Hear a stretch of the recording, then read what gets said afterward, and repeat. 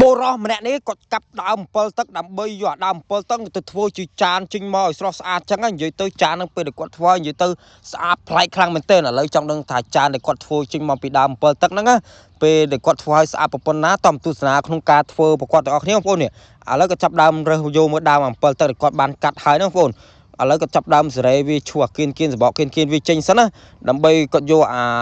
ដើមអំពិលទឹកទៅដាក់ចូលក្នុងអាម៉ាស៊ីនពវល់360ដឺក្រេគេនោះយកទៅឈូសធ្វើជារូបរាងចានហ្នឹង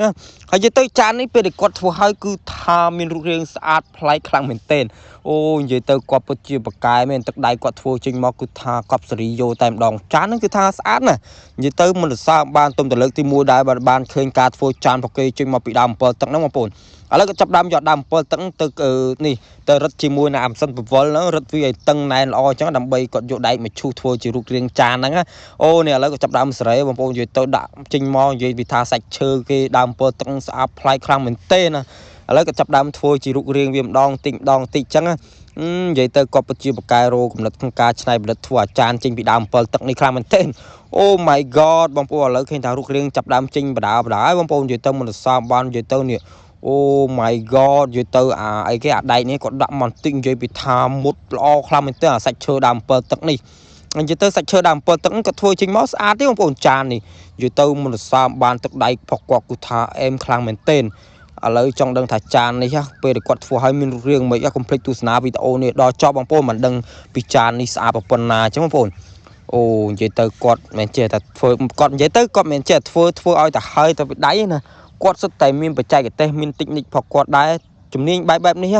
គាត់មិនមែនទុំទៅជាឥឡូវទេគាត់ចេះរាប់រយឆ្នាំដែរឥឡូវក៏ចាប់ដើមយកប្រដាប់ខាត់ហ្នឹងមកខាត់សាច់ឈើដើមអំពិលទឹកខាត់វារលោងស្អាតចឹងនិយាយទៅ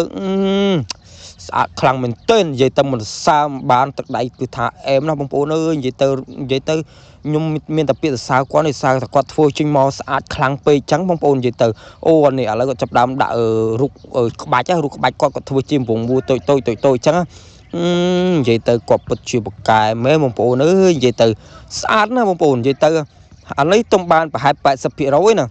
ចាំមើលពេលដែលគាត់ធ្វើឲ្យបណ្ដឹងថាស្អាតប៉ុណ្ណាឥឡូវក៏ចាប់ដើមយកឲ្យគេអាថ្មលឿងហ្នឹងមកខាត់ជាមួយនឹងអាសាច់ឈើនិយាយថាអាសាច់ឈើហ្នឹងនិយាយថាពណ៌ស្អាតខ្លាំងណាស់បងប្អូនអើយនិយាយទៅអូ my god បងប្អូនស្អាតខ្លាំងមែនទេណានិយាយទៅបរិសម្នាក់នេះគាត់គឺជាជនជាតិឥណ្ឌានិយាយទៅឥណ្ឌាបកកែកែច្នៃរបស់ប្រើប្រាស់ខ្លាំងមែនទេបងប្អូននិយាយទៅមិនថាចានទេបងប្អូនសំបីតាវត្ថុផ្សេងដូចជាក្អមដូចជាធោដូចជាអីផ្សេងធ្វើចេញមកពីគល់ឈើដើមអំពិលទឹកគាត់អាចធ្វើបានច្រើនណាស់និយាយទៅគាត់មិនធ្វើតែចានមួយមុខនេះទេដូចជាកែវទឹកដូចជាអីហ្នឹងនិយាយទៅគាត់ធ្វើបានច្រើនណាស់គ្រប់វីដេអូដែលខ្ញុំចូលទៅមើលវីដេអូគាត់អូ my god បងប្អូនឥឡូវឃើញតែគាត់កំពុងចាប់ដើមនេះបងប្អូនសេរីម៉ាស៊ីនឲ្យឈប់សិនព្រោះថាការធ្វើប្រកបមើលទៅក៏ហើយដែរបងប្អូននិយាយទៅចានហ្នឹងស្អាតខ្លាំងមែនទែនជាមួយពេលគាត់ធ្វើឲ្យគាត់ចាប់ដើមបង្ហាញឲ្យមើលបងប្អូននិយាយទៅបងប្អូននិយាយទៅអូ my god បងប្អូននិយាយទៅស្អាតខ្លាំងមែនទែនណាបងប្អូនខ្ញុំទុំទៅលើកទី1ដែលបានឃើញចានស្អាតបែបហ្នឹងនិយាយទៅក្នុងឆាកជីវិតអញ្ចឹងវីដេអូមានតែប៉ុណ្ណេះបងប្អូនអរគុណសម្រាប់ការទស្សនាវីដេអូនេះពីដើមរហូតដល់ចប់បងប្អូនបើមានកន្លែងណាខុសឆ្គងអីសូមមេត្តាអភ័យទោសផងបងប្អូនកុំភ្លេចជួយ follow page ម្នាក់មួយផងបងប្អូន